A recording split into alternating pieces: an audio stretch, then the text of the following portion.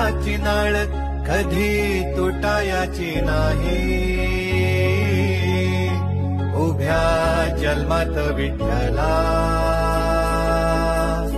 वारी चुकायाची नाही.